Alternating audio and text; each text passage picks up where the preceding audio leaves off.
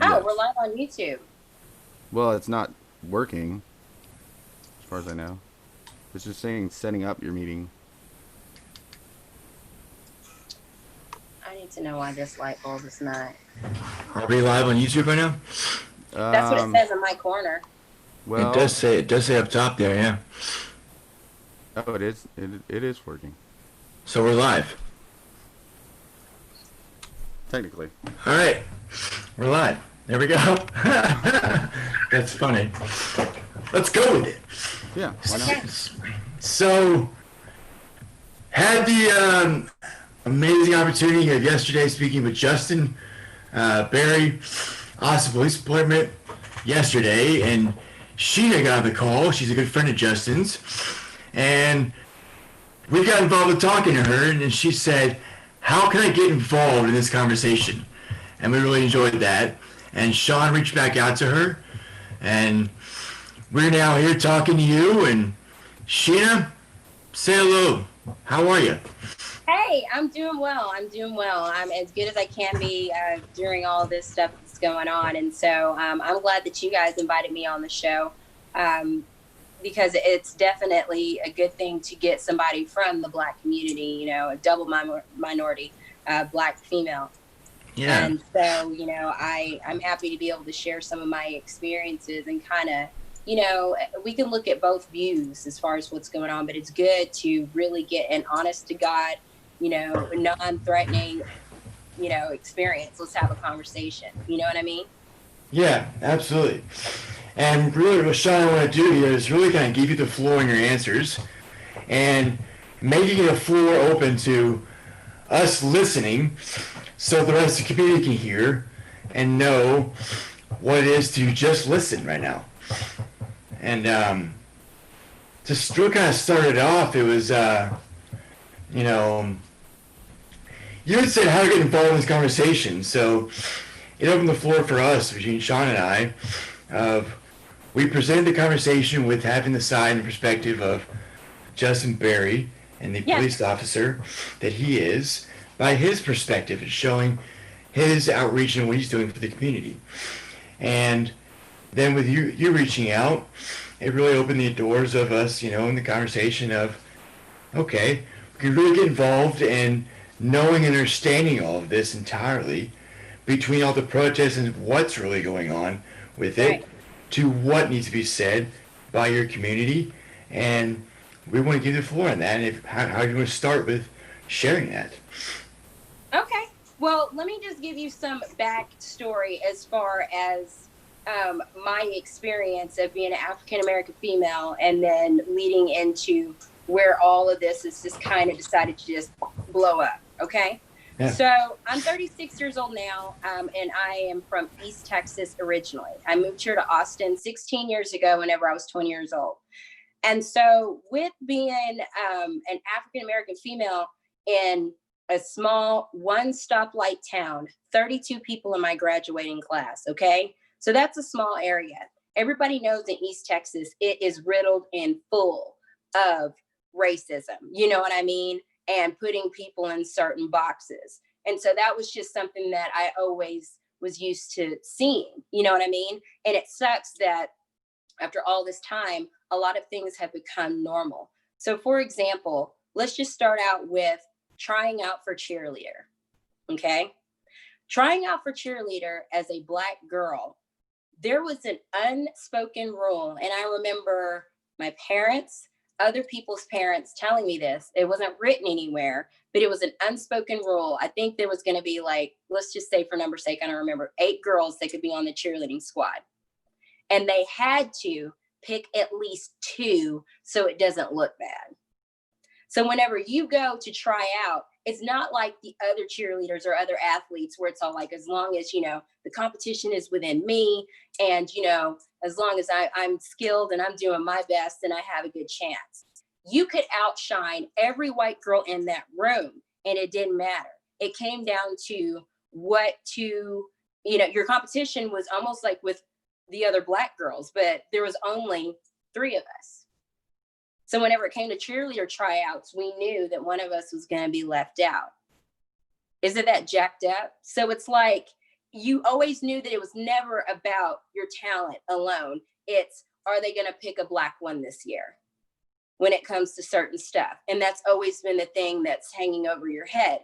I remember the first time I heard a teacher tell a racist joke. And I probably shouldn't say his name, so we'll just call him Mr. D. This was around the time whenever the O.J. Simpson thing was going on. And he was one of those, he looked like a cross between Mr. Bean and Mr. Magoo. And he had those like polyester pants, you know which ones I'm talking about? The ones where if you snag them, it fucks up your whole day. He was a regular teacher or a substitute teacher? Huh?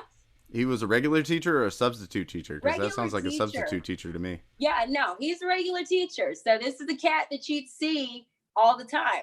And so he was, and it was a computer science class. That's back when we had those DOS computers. And he's all like, okay, kids, so I got a joke for you. What's the difference between an African lion? What did he say? No. What's the difference between O.J. Simpson and the Lion King? And we were like, I don't know, where is this going? He goes, one's an African lion and one's a lion African. Do what? What? That What, did he was. start out the class with that, or what is that? I remember sitting here, mouth open. We're all like, yeah, are you serious? Are you serious? So I think I was about Mr. D, that would have been 6th or 7th grade.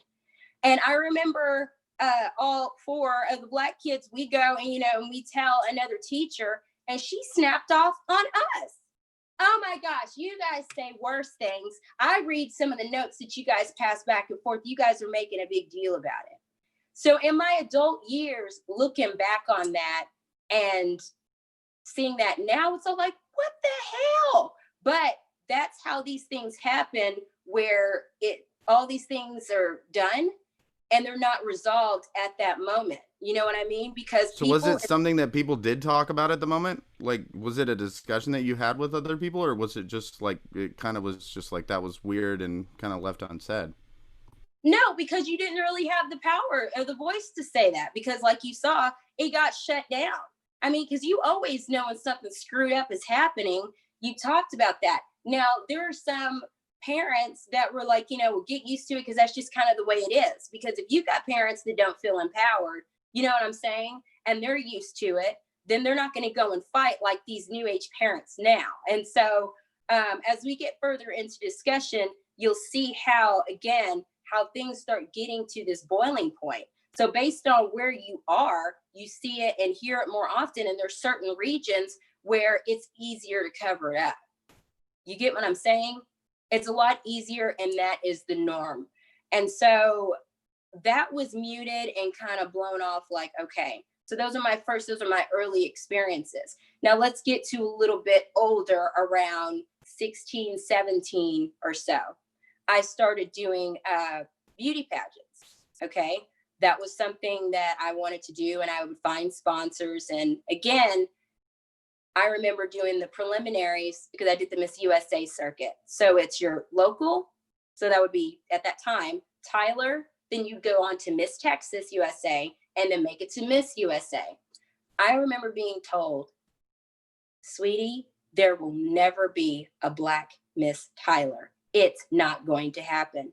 It's not going to happen. I don't even know why you're competing. I even have my own family members who are like, why are you doing this? Why are you doing this? It's a waste of time. It's a waste of time. And so first year made top 10. Second year lost. First runner up by 0.5. Next year by 0.5. And so again, it's that, well, we'll let you get just close enough, but there's no way in hell you're not getting this crown. You're not getting it. You're not getting it. And so just knowing that everything that every other girl, let's just take my skin color out of it, just as a female, I don't get to do, and I'm not going to be looked at like the other girls. It's, okay, is this going to be the year where they finally choose a Black girl? That's always the thing. You know what I mean? It's almost like we've reached our Black quota, or y'all, we're starting to look racist. Let's go on and sprinkle one in there so we don't look like assholes. And So we it's look just, like we're including everyone or something. exactly. And it's Absolutely. look like we're including. And so those are the things that I'm very cognizant of. And I've seen that in every arena of my life. And so since I was a little girl coming from that type of environment, my way of protest has always been to be the first Black whatever it is, because that's where it starts. Right, because you were told by that teacher in the beginning, no one's ever achieved this. Excuse me? Yeah. I'm damn sure going to achieve this now. Yeah. So, yeah, absolutely. It's so weird. And then you have people that they feel weird about speaking up.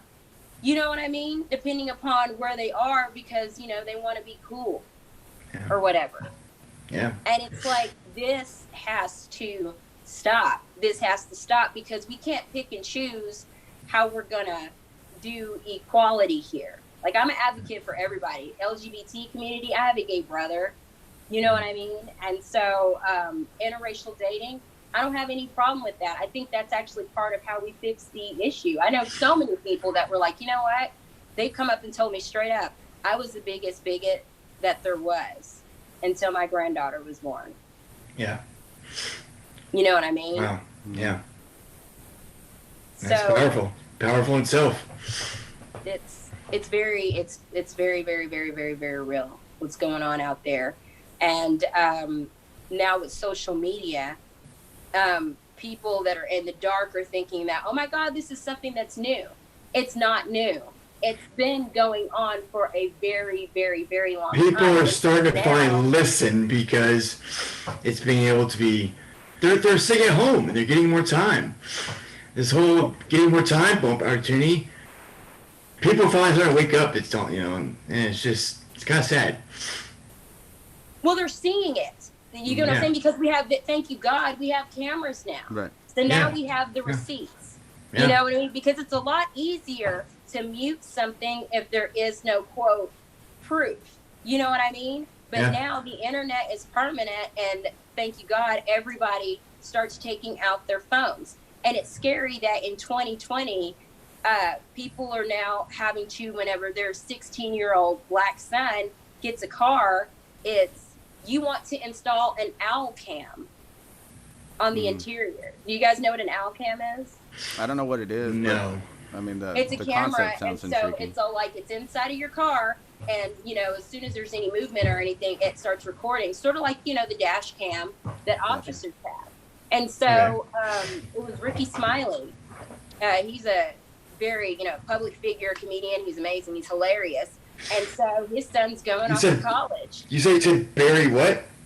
Ricky Smiley. Oh, Ricky Smiley. Okay. Ricky Smiley. And so he just did a video, and he says, you know, Black parents, you need to get your son or your kid one of these. And it's pretty much like, you know, our regular version of a dash cam, because you need to record these things. And more stuff and more footage every single day is starting to pop up where you see these screwed up things because people got away with it for so long, you know? Yeah. And now people are having to be held accountable because, like you say, you know, before people could be like, oh, well, so-and-so would never say that about someone. Right. I've never known him to be a racist. Of Right. course, because you know how stupid it sounds. And if you're around the certain audience, you're not going to say that certain things. Like, I can always tell, and it's so funny.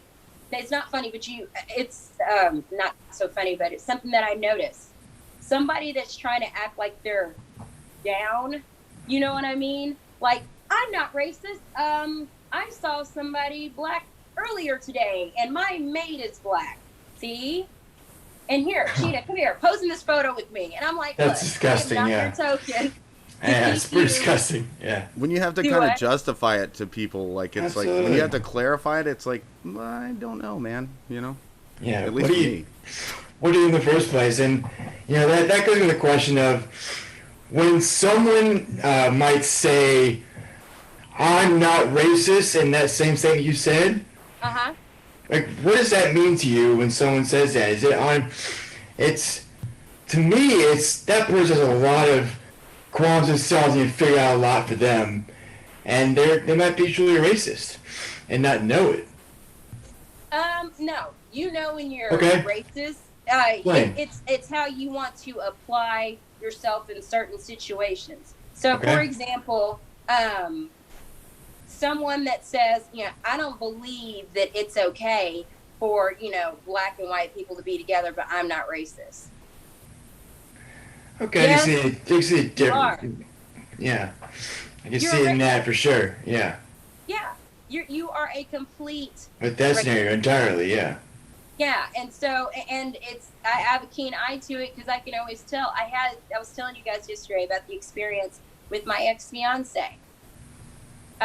He was a white man, and that's nothing new. That was. I've dated different races, and one of the questions that I always ask white men is, have you ever been in an interracial relationship? Yeah. Do you have anybody that's racist in your family? And if somebody were to say, I have an issue with you being with somebody outside of your race, what would you do about it? And the answer was, what? My family's not like that. And I would tell them to, screw off. I'm a grown man. This man is in his 50s, okay? I would tell them, whatever. And I said, oh, okay, that's understandable because you should be able to stand proud in where you are and what's going on. Well, guess what? The cat got let out of the bag. One of his friends engaged on Christmas Day in a racially charged meme towards me. Okay. On Christmas Day. Christmas Day, yeah. Christmas Day. That's Everybody's terrible. saying Merry Christmas, Merry Christmas. And this clown, whenever I join in, because we were all on a group thread, and I was the newest wife to group, and they were like, I was like, Merry Christmas, everyone. And this fool puts up a monkey and a Christmas suit ringing a bell. Do what? Are you kidding me? I didn't know that part of the story. That's the Wow. Yep. I still have that thread, and and this was December 2019, okay? And I just remember being... And on Christmas Day. God. On Christmas Day. On Christmas Day, and my thing is this. Good night. This is a day where everybody is loving and doing all of that, and you wanted to slide that in there. Mm-hmm. And I had to explain that to this person. I said, let me tell you something. Let me tell you why this isn't just they just picked a meme. You have to, if you put in Merry Christmas Monkey, GIF will say, we don't have anything like that.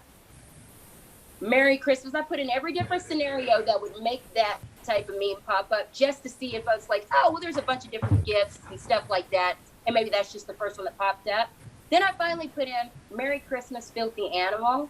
And at the bottom of all the GIFs, that's when that one popped up. So that told me that this dude had to proactively look for that. Right. You wanted me to know that you will still look at me amongst all these white people. You look at me like I'm a monkey to you. And see, that's where I'm trying to understand. I was kind of going earlier.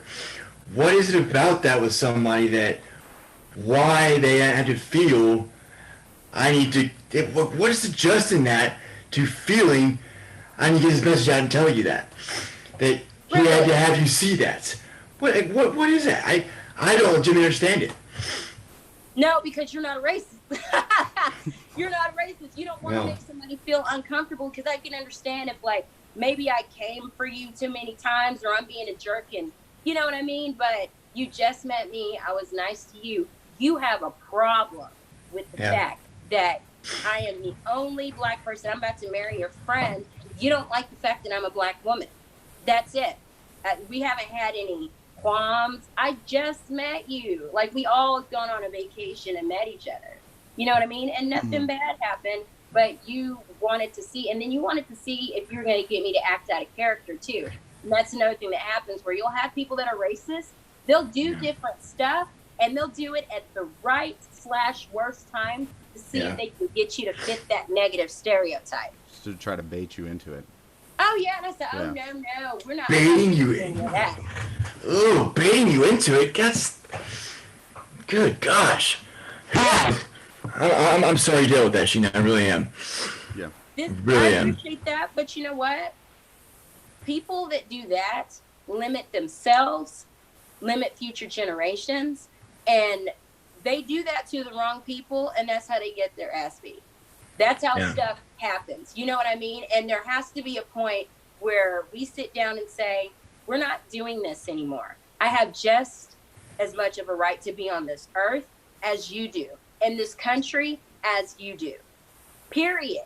You don't get to make people feel uncomfortable in a country that they helped build.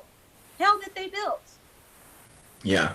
And What are who's you sitting talking around on about? Christmas Day like, let me send out this ignorant racist shit? Yeah. And like, like who's sitting around like, let me fucking do this right now? Like, I don't understand that shit. They have their bed they're making with God. Yep. Correct. That's all I gotta say. Mm-hmm. Yeah, it is. It is. And it hurt my heart, but it hurt my heart even more to know that there were, what was it? Sets of eyes, and the whole group thread got quiet. And I looked, and we were unwrapping gifts, and I looked at my now ex-fiance, and I was like, are you going to do something? And he's like, and I could tell that he was nervous about saying something to this cat about this. Yeah. There are so many people that want to be liked so bad that they are willing to sacrifice what they know is right. Mm-hmm. Yeah, there is something about that to where if he was forcing himself into that uncomfortability. And it's just, how do you not see that radar for yourself? But here's the gag, though. You see it. You know it's there. You're pretending like you don't. And that's just it. Because I asked from the beginning. Because you would know.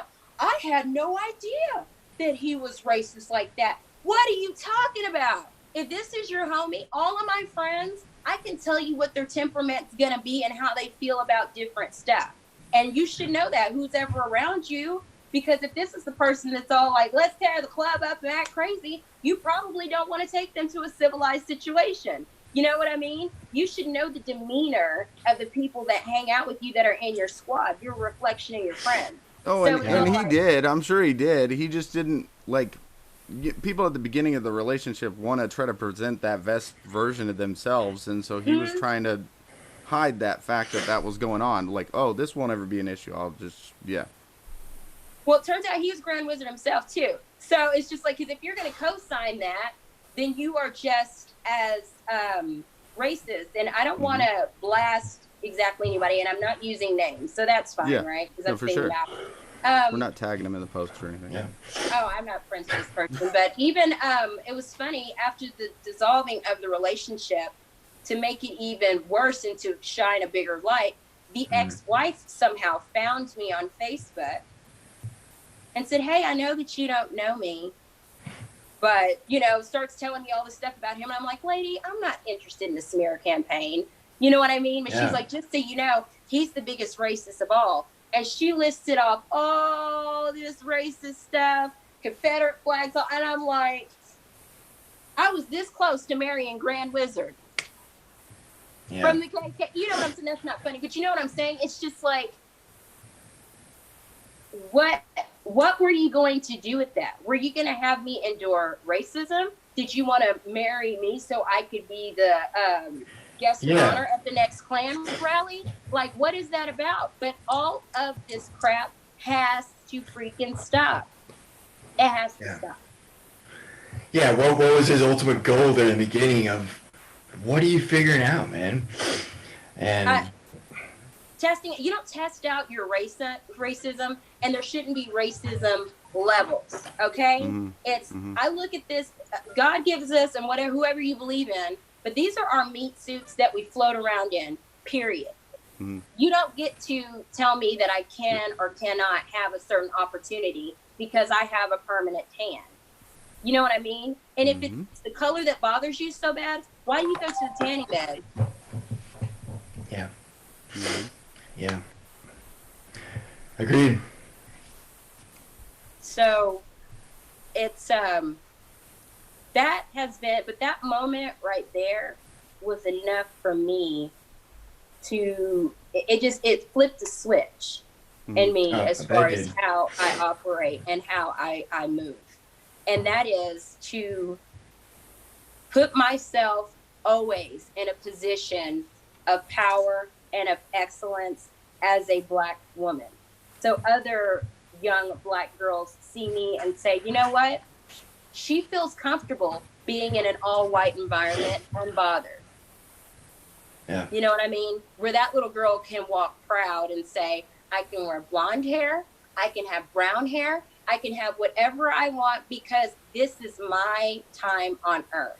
Mm-hmm. Okay? Right. And nobody is going to get to put me in a box and say, oh, yeah, so that's the Black section, right? Like, no, we are going backwards from what Martin Luther King worked for, Harriet Tubman, what she worked for, Frederick Douglass, with all these people that pioneered and did all this stuff. They were not thinking that in 2020, this was still going on. Yeah. No, they can't have been. You know. Yeah. So, And, you know, I think it's an important time, at least for us, you know, to speak up and say something about it, because I think everybody coming together against it is really how we start to actually change it, you know. yeah. I mean, that's my opinion. I'd like to hear yours on that. Yeah, I agree with you on that. And I think, you know, just cross marketing and getting to know, and everybody having an open mind about getting to know each other. So it's like, okay, let's see here, like a Black owned business. Whenever there's a state of crisis, have you noticed that we always run to try to take care of this person, this person, this person? What about certain minority groups? You know what I mean? Why don't we, you know, if you are a business owner or if you have a position of power and there's a lot of racism going on, why don't you find a couple of Black business owners and say, what can I do to help? You know what I mean? Now, I know that there's some people that are like, okay, is this you really wanting to help, or is this you trying to soothe white guilt? Which one is it? Right, So and that's what I struggle with is like, how do you actually help? How do you not give the appearance of you're just trying to check a box? You know? I feel like, in all honesty, your best bet, because you cannot control how somebody's going to be able to receive you. You know what I'm saying? Mm-hmm. Because there's some people that are just trying to be la la la la la la la listening to respond, and there's some people that are like, yeah, let me hear what you have to say. I would lead with, look, this is not me checking a box. Call a thing, and say, I'm not checking a box. I want to help. Can I offer this? You know what I mean? Mm-hmm. And then walk the talk consistently, not just whenever it's convenient, not just whenever, you know, oh, the Black folks are coming. Yeah, you know what I mean? It's, this is who you are. You know what I mean? And if you are a stone cold, I can't stand Black folks, whatever person, one, you need to get your life, and two, move to another planet, because we're not going anywhere. Yeah. Well, and like you said earlier, with the internet, it's a matter of time before you get exposed on something like that. People are going to figure it out. Yeah. You are going to get it. Yeah, and especially because now everybody has. And rightfully so. Yeah. You should. You should be. You should be. You know, and I don't want to. It's a double standard, because I've had some of the dumbest, horrible things said. So if we want to go through a list of things that you don't say to a Black girl. You know, let's open that table, yeah. Because I don't know. If you want to give me a compliment or a Black girl compliment, I cannot stand more than anything. Sheena, you're so pretty for a Black girl. Baby, you could have kept that. You could have kept that. It was all good until the qualifier. Right. You were pretty for a Black girl. Or I would hear this, and it's almost like, see, look, I accept you, and it's the most offensive thing. Sheena, you're not really like a real Black person. You know, you're like us. What? Ooh, yeah. Absolute hell does that mean? Yeah. What does that mean? It's pretty. And it shouldn't matter to you. But I've also gotten it, you know, sometimes from my own people too, where we mix up the lines of doing stuff that's more whitewashed or quote for white people.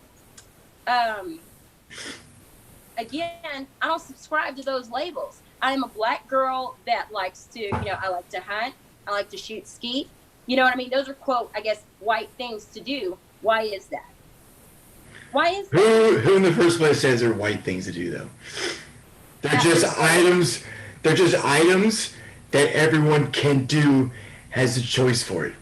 Correct. That's right. it.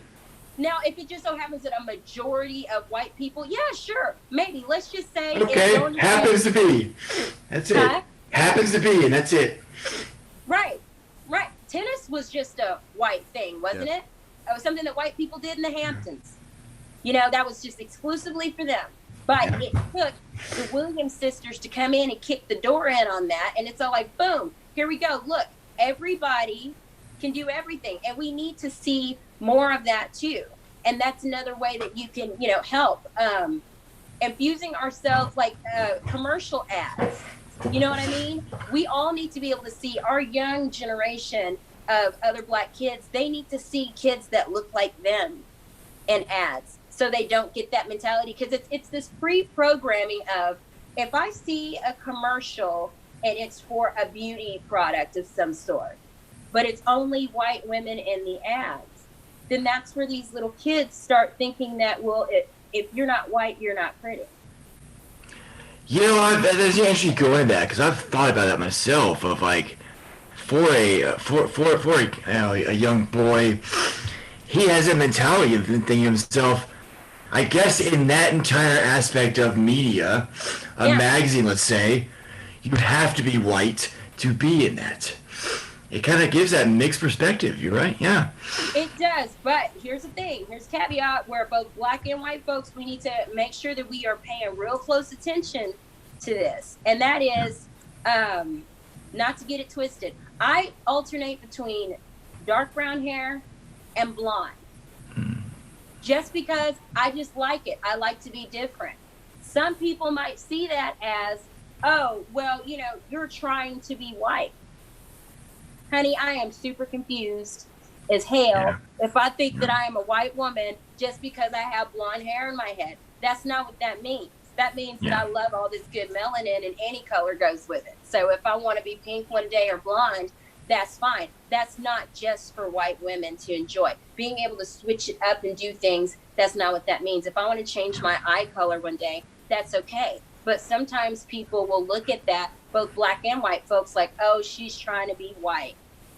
Really? So we got to stop doing that. Both sides got to stop. Got to stop doing that. Got to stop it. Right. Yeah. Well, if it makes you happy, you should be able to do it, in my opinion. Well, it's my Christmas tree, and I get to decorate it the way the hell I want to, and so that doesn't mean anything. People that get mad at, Black men for dating white girls. Okay. Yeah. I think everybody date outside your race if you want to. I think it's a beautiful thing to see more cohesive things where you see, I would love to see a commercial where you see a little biracial little girl and, you see her white dad fixing her hair. You know what I'm saying? Mm-hmm. So the mixing of the two, we need to see more of that, more of the cohesive things. Now, when you go to different parts of the country, you see it more. But when you get to Texas, I will forever say that Texas is so behind. If you go to Atlanta, we call that the land of the Black excellence, the Black excellence. Nobody bats an eye or is surprised whenever you see, Black people in power, driving Range Rovers, Lexus, all that stuff. That's nothing new. You know what I mean? That's what they do. Texas, I drive up in a little Lexus. People are like, I wonder what rapper she's with, or if she's this or that. And it's all like, why is that the thought? But if I was the same age, white girl, you got little 16-year-old white girls at Lake Travis driving the same type of car that I drive. And nobody thinks twice about it. But since I'm Black and I'm 36 and I drive a luxury car, it's, I wonder how she got that. I had someone actually come out and say, oh, how can you afford that?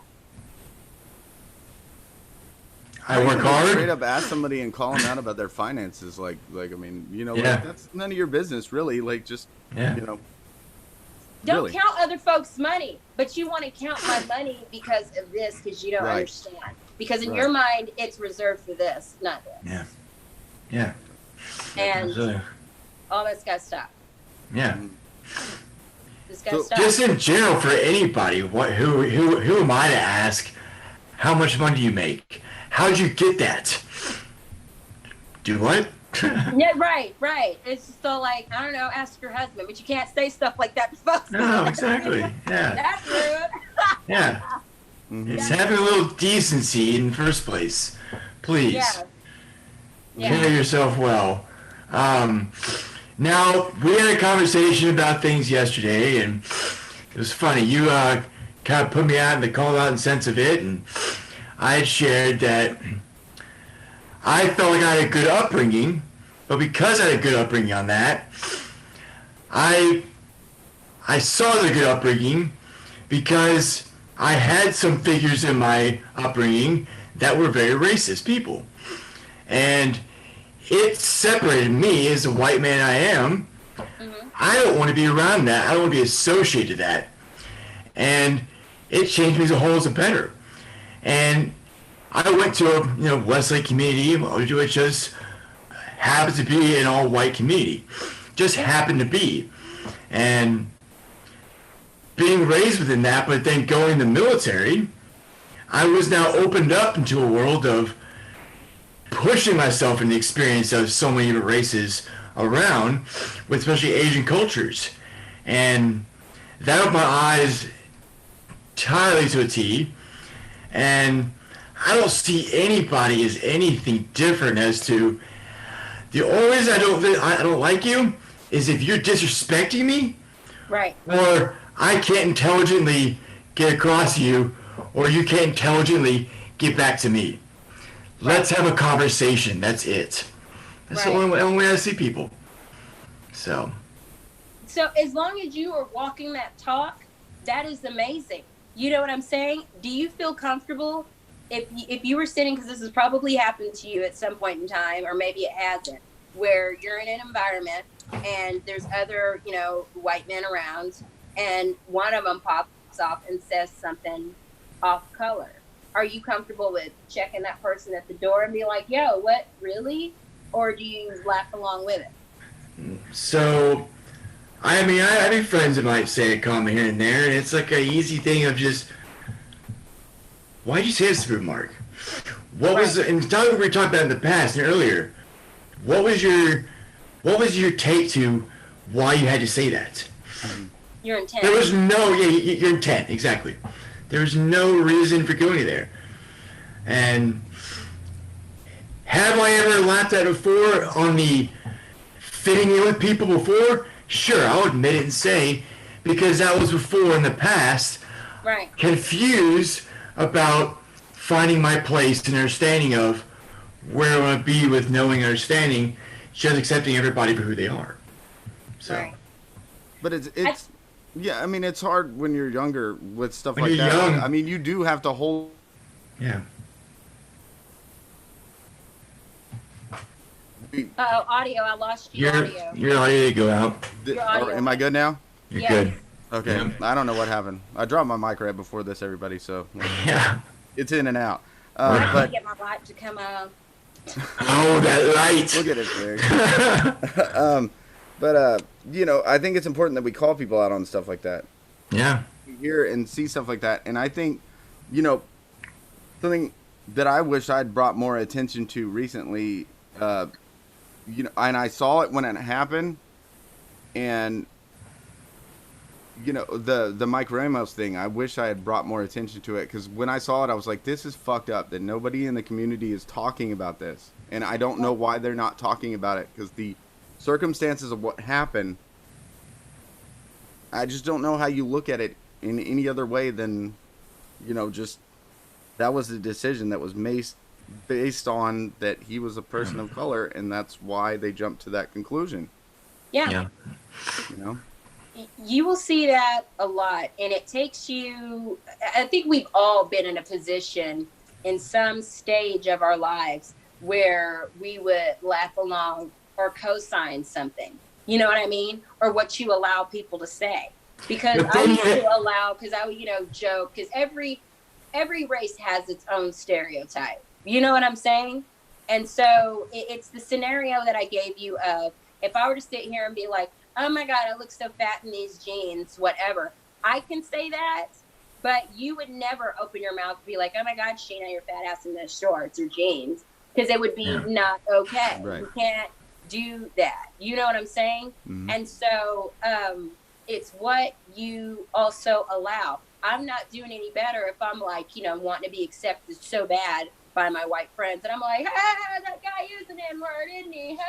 You know, you can't do that. And I think that we've gotten to the point where it's like, we see what happens when you don't say anything and when you don't check these people, you don't check your friends or whatever.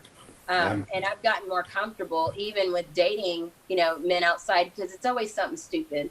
I can always expect one thing and I have to check that at the door, as far as like, don't ever say the N-word around me. And I've had people try to argue that with me. That is the worst thing you can do. If somebody black says, don't say the N-word, don't say the N-word. Do not go into no damn dialogue about how, well, y'all say it, and I hear it in rap songs, and I blah, blah, blah, blah, blah. Don't say it. Do not say it.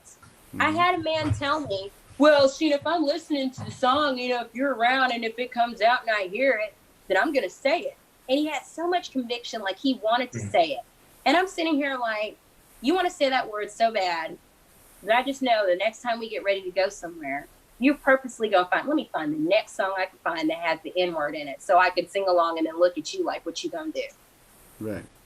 And it's stuff like that. And it's all like, we're not going to sit here and pretend like that's not what it is, because that is what it is.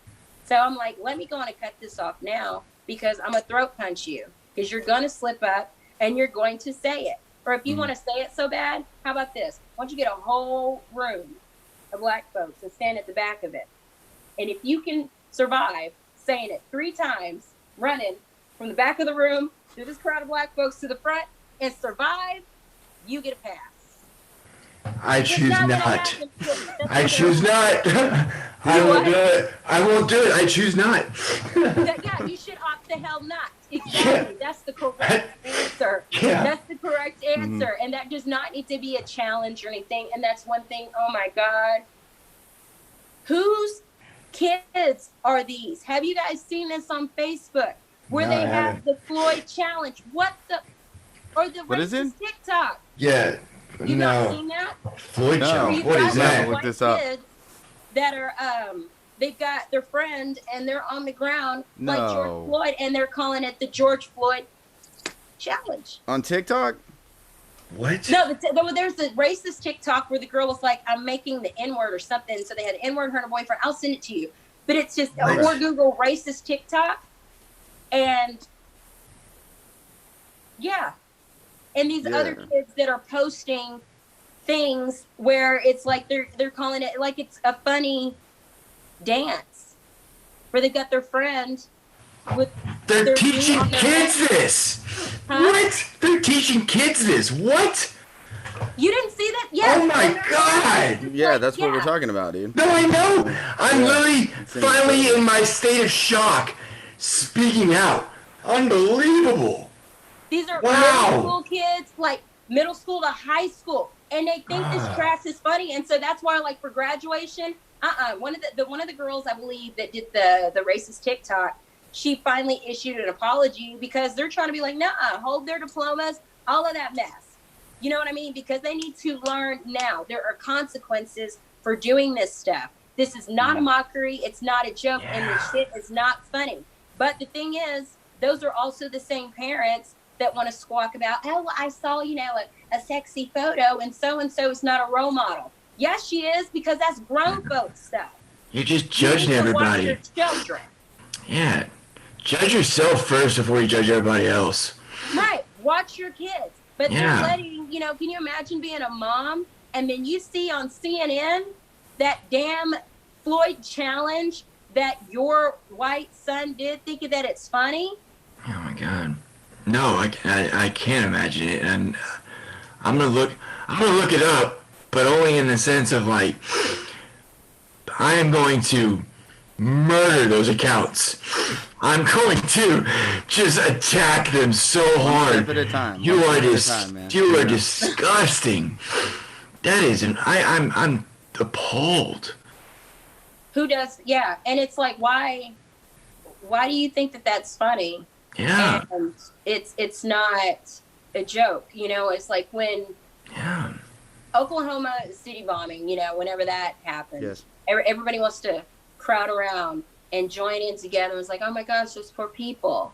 You know what I mean? Where it's a group of mainly white people, it's, you know, everybody wants to join together in unity. But there's nobody making jokes about that.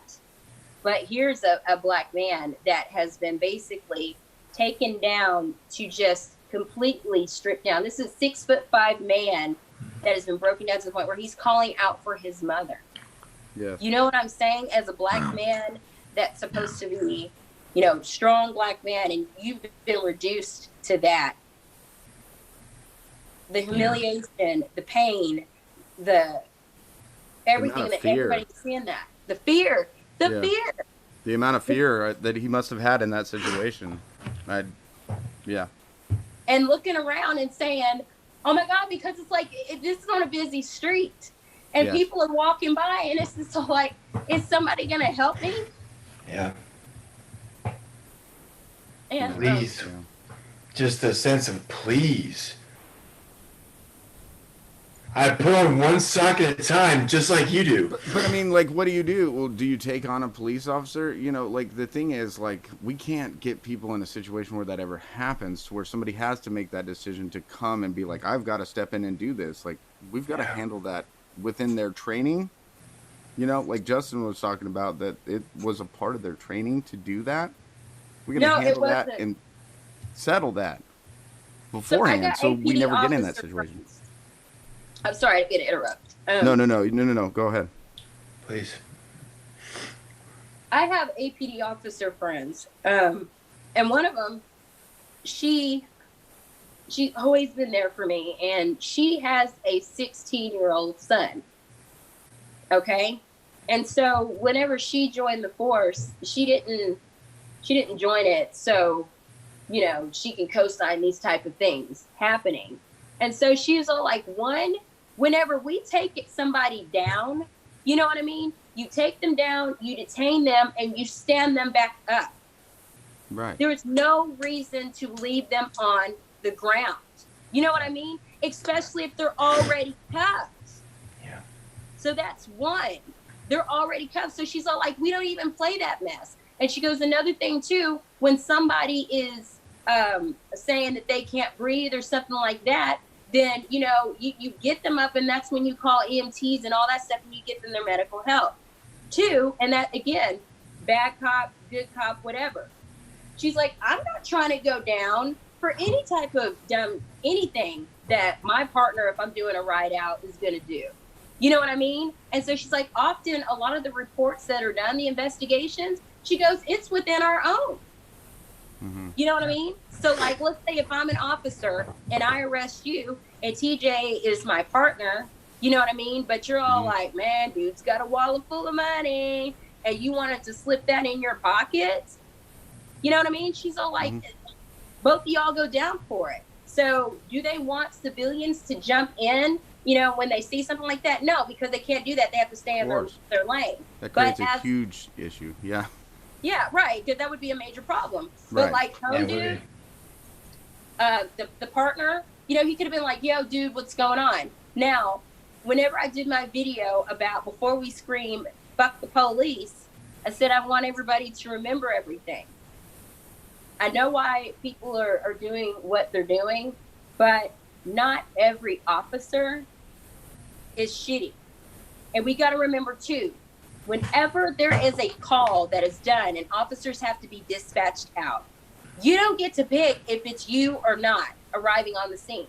So if there's a dispute or something that's going on Riverside, and I'm over here in Lakeway, and it just so happens that I'm a black cop, they're not going to be like, well, send the black one out there. No, it's going to be the first one, you know what I'm saying, that's there. And usually in these videos, whenever we're watching all this stuff goes down, it's usually a seasoned officer and a rookie. And good cops and bad cops don't all hang out. You know what I'm saying? They don't all hang out together. And people forget, too, that there are different levels of the PD. There's the air unit. There's patrol unit. There's lake patrol. You know what I'm saying? So there's so many different levels. there's officers that do backgrounds. You know what I mean? And that's Mhm. part of the screening too. She tells me about that. She hates doing that. But she's like, doing the background screening, but she'll say, like, hey, like this person had a history of yada, yada, yada. I don't want them in this PD. Throw them out. No. But there's some PDs that don't give a shit.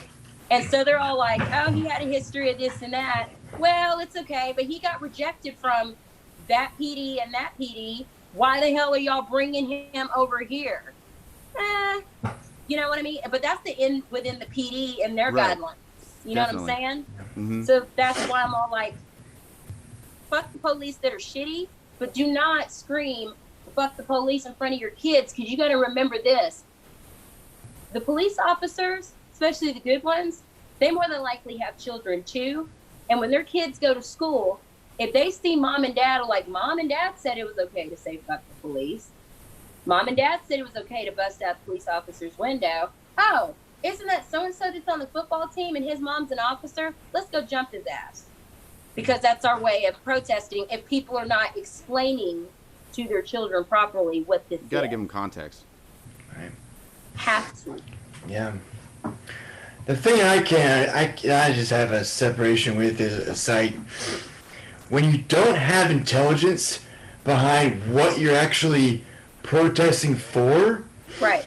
and working to make it the movement of speaking, and you can yell your words all you want. It's freedom of speech.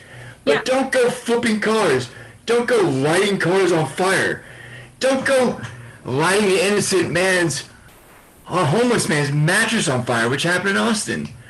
Just unbelievable. What are you doing? So this is the screwed up part. There are the people that are protesting because they are wanting to make change.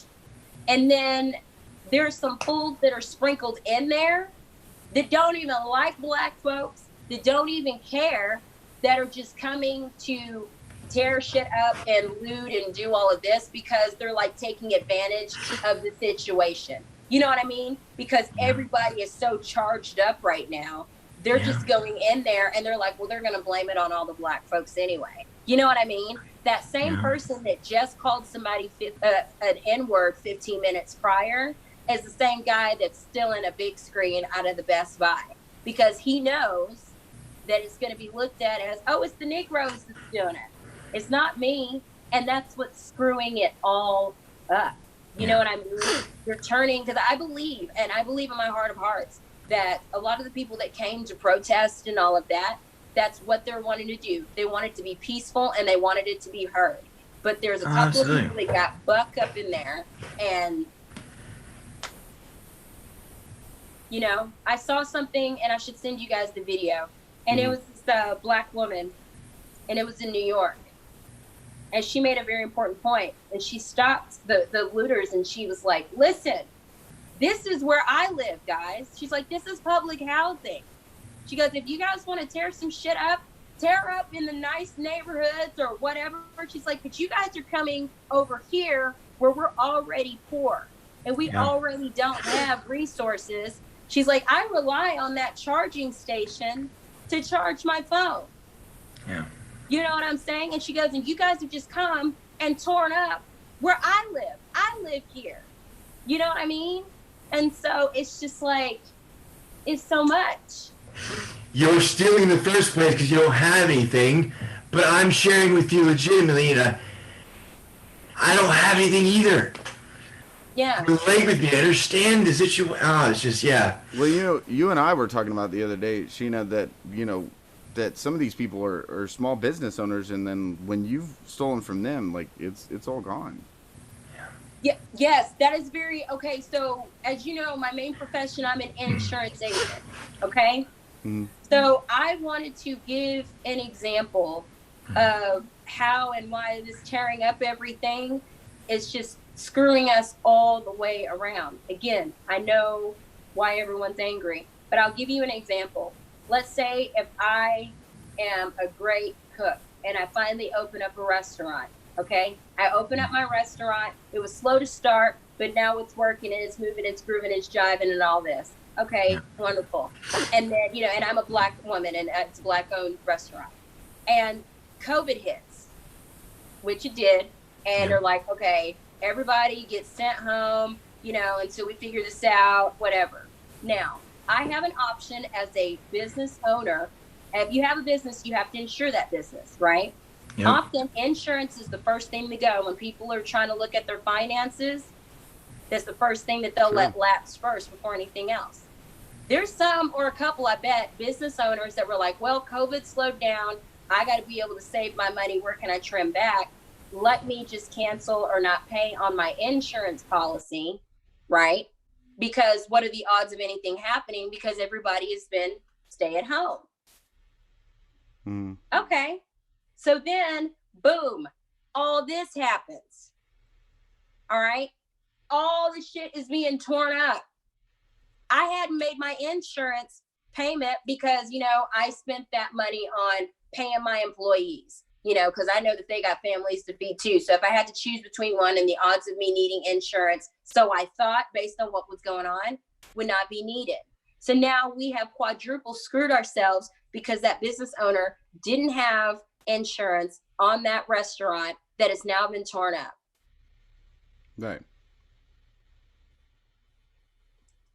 For sure. Yeah, that's pretty wild. So during your fight for justice, you accidentally screwed over your friend.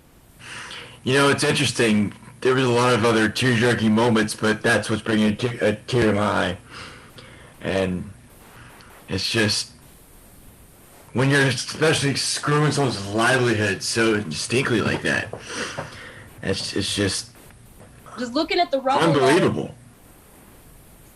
Wow, I worked for this, and I finally got it, and I was super proud and all this, and, think about the joy of, hey, they're doing, PPP loans. So guys, we will be able to stay afloat. Yay. You just got the phone call. All right, guys. And, we're going to make it bigger and better than ever. And this, and you come home and you turn on the TV and you're like, holy shit, that's mine. That's up in flames. And we didn't make that insurance because we're trying to do the right thing by making sure that, because I know Carol's got kids. And whoever, and so there was zero in the bank account. They tried to take out the insurance payment, and So we got a lot to think about, and we got a lot to balance. Yeah, no kidding. And let me ask this: what kind of insurance do you do? Well, for Allstate, and so I do home, auto, life. You do auto? Yeah. I'm actually switching very soon here, so I'll do I need a new insurance agent. Yeah. I'll quote you, and I like doing that, trying to save people money and educate people on what are the odds situations. And because you don't think about this, I always joke about zombie apocalypse. I was all like, hey, man, if there's an apocalypse, I'm the one that you want to know because, I got snacks and all kinds of stuff, hidden. And little did I know that I'm like, oh, my God, this is just like Walking Dead. COVID hits, and then, it just all accelerated from there. Just like that. It just in a blink of an eye. And you don't thinking about that because you hadn't seen anything. You think of disease, famine like that. What do you associate that with? Third world countries. That's what you associate that with. You don't think that's going to happen here. So not only is there divide as far as races go, think about all those people during COVID's still alive. Yes. So well, there was a news story put out today, which I was very happy to see. Williamson County actually finally stated that the cases have gone down by almost 60%. Time out. Cases have gone down 60%. According to who? If I haven't gotten tested in Williamson County, you don't know what the test is what. So that's what cloaking devices. That's COVID is the unprotected sex of 2020. Yeah. It is. I heard somebody say on the news the other night, they said everything's all right until it's not. Correct. And the And I thing think is that that when you sums up find the whole out thing. the shit has hit the fan already. You know, so people, oh, well, I'm just gonna, I don't have a fever. Yeah, that's when the shit is already hit the fan. So if I'm walking around and I got it, you know what I mean? That's why I had to get with somebody to ask the other day about mask shaming. It really did piss me off. Like, don't look at me sideways like, oh my God, you're wearing a mask. Oh, why? What for? I have two friends that are dying of cancer right now. Mm-hmm. So if I want to go visit them or drop off goodies, do you think that I want to be the person that, again, unknowingly doing something fucked up to somebody is just as bad as knowingly doing it? Yeah. Right. And wouldn't you rather err on the side of caution than not? Right. It's just so, like, I'm not playing Russian roulette with a fully automatic weapon. But again, you got to think about, if we think bigger and smarter about what's going on, it's like, okay, you have all this chaos that's going on. Some of the people that are really the troublemakers have sprinkled themselves into this. You know, I'm sure there's some racists and Klan members that are the main ones that are tearing things up to make it look like, oh, it's all the mad Negroes that are doing it. You know what I mean? And then let's get people so riled up so they all come together, germs. So it's either going to be by violence or through spread of disease. But let's just cause this huge thing so they all kill themselves on accident. Yeah. Right. So we need to open up third eye, both eyes, and your eyes here. And get a hold of this. Amen. Amen. Oh. Agreed. Just need to take it as severity it is, and just, even if you don't believe it by one side, just go with it because it's protecting your neighbor, and that's it. Stand up for your neighbor if you see something that's jacked up. You know what I mean? Yep. Stop allowing certain things to go down in your presence, or remove yourself and let it be known, and be steadfast with that. This is unacceptable. It's no different than the girls that get screwed over by guys. It's like, you got to set those hard boundaries and be willing to not be accepted by folks anymore and not give a shit. Yeah. I want to play Russian roulette with you.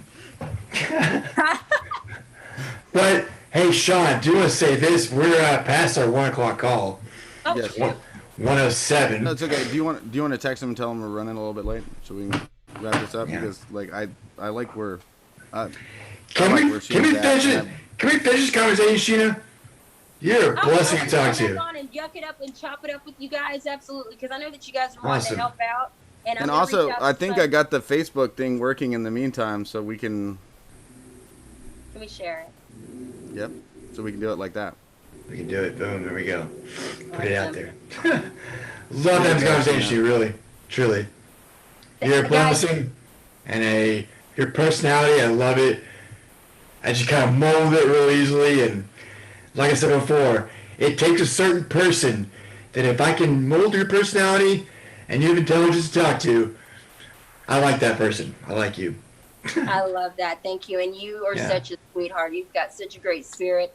Sean, you do too. And I love where you could tell that your hearts are in the right place, and you guys are going to do powerful things by shedding light and giving voices to people that need to be heard. So hats off to you guys. So thank you so much. Thank you for talking to us and explaining some of this stuff to us. Thank you. Explaining what we need to help.